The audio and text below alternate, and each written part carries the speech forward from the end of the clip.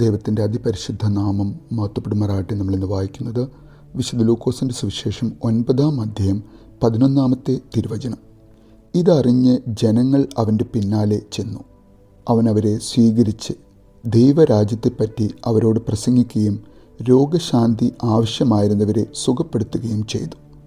പരിശുദ്ധ തൃത്വേക ദൈവത്തിന് സ്തുതി.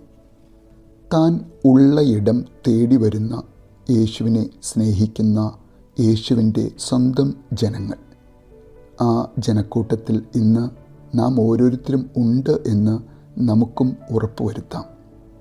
കാരണം അങ്ങനെയുള്ള ജനക്കൂട്ടത്തെ അവൻ അന്നും ഇന്നും സ്വീകരിക്കുന്നു സന്തോഷത്തോടെ. യേശു അന്നും ഇന്നും നാം ഓരോരുത്തരോടും നാം ആയിരിക്കുന്ന, എന്നാൽ നമുക്കുറപ്പില്ലാത്ത ദൈവരാജ്യത്തെപ്പറ്റി പറഞ്ഞു തരുവാൻ ആഗ്രഹിക്കുന്നു.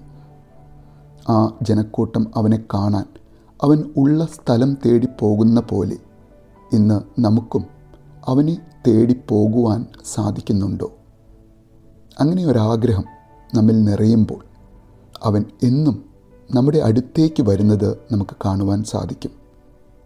ഓരോ വിശുദ്ധ കുർബാനകളിലും യേശു നമ്മുടെ അടുത്തേക്ക് വരുന്നു. സ്വന്തം തിരുശരീര രക്തങ്ങൾ അനുഭവിക്കുവാൻ അവൻ നമ്മെ യോഗ്യരാക്കുന്നു.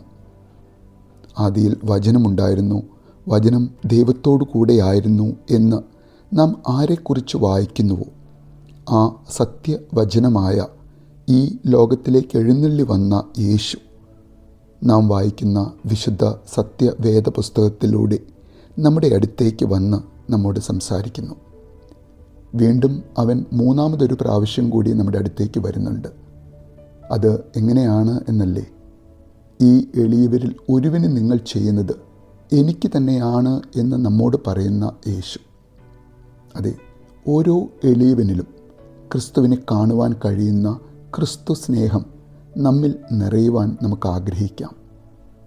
അങ്ങനെയുള്ള ക്രിസ്തു സ്നേഹം നിറയുന്ന നാം ഓരോരുത്തർക്കും യേശു തരുന്ന സൗഖ്യം, യേശു തരുന്ന മനസ്സിൻ്റെ സമാധാനം അനുഭവിക്കുവാൻ അവൻ ഉള്ളയിടം തേടിപ്പോയ അന്നത്തെ അവനെ സ്നേഹിച്ച ജനക്കൂട്ടത്തിനിടയിൽ ഇന്ന് നാം ഓരോരുത്തരും ഉണ്ടായിരിക്കുവാൻ നമുക്ക് ആഗ്രഹിക്കാം, പ്രാർത്ഥിക്കാം.